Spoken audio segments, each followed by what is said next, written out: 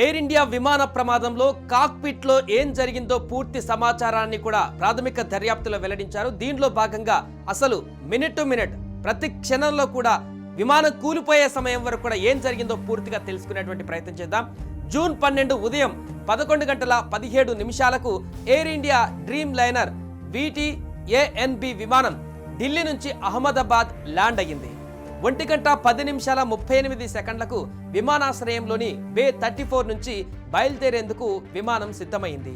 1:25:15 taxi clearance కోరగా air traffic control అనుమతిచ్చింది. 1 నిమిషం తర్వాత విమానం బే 34 నుంచి R4 టాక్సీవే మార్గంలో 23వ రన్వే పైకి చేరుకుంది. అక్కడి నుంచి టేకాఫ్ కు సిద్ధమైంది. మధ్యాహ్నం 1:32:03 విమానం గ్రౌండ్ నుంచి టవర్ కంట్రోల్ కు మారింది. 1:37:33 టేకాఫ్ క్లియరెన్స్ జారీ అయ్యింది. 1:37:37 విమానం టేకాఫ్ ప్రారంభించింది. 1:38:39 విమానం ఎయిర్ అండ్ గ్రౌండ్ సెన్సార్లు ఎయిర్ మోడ్లోకి మారాయి. దీంతో లోహ విహంగం గాల్లోకి లేచింది. 1:38:39 విమానం ఎయిర్ అండ్ గ్రౌండ్ సెన్సార్లు ఎయిర్ మోడ్లోకి మారాయి. దీంతో విమానం గాల్లోకి లేచింది. 1:38:42 విమానం గరిష్ట వేగమైన 180 knots ను అందుకుంది. ఆ మరుక్షణమే ఇంజన్ 1, ఇంజన్ 2కు చెందిన ఇంధనం స్విచ్లు రన్ నుంచి కట్ ఆఫ్ పొజిషన్ కు మారాయి.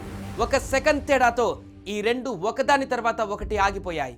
1:38:47 మొదటి ఇంజన్ ఇంధన స్విచ్ కట్ ఆఫ్ నుంచి మళ్ళీ రన్ కు మారింది. 1:38:56 రెండో ఇంజన్ ఇంధన స్విచ్ కూడా కట్ ఆఫ్ నుంచి మళ్ళీ రన్ కు మారింది. 1:39:05 పరిస్థితిని అర్థం చేసుకున్న పైలట్ మేడే మేడే మేడే అనే సందేశాన్ని పంపించారు. 1:39:11 డేటా రికార్డింగ్ ఆగిపోయింది. 1:44:44 క్రాష్ ఫైర్ టెండర్లు సహాయక చర్యల నిమిత్తం ఎయిర్పోర్ట్ నుంచి బయలుదేరాయి.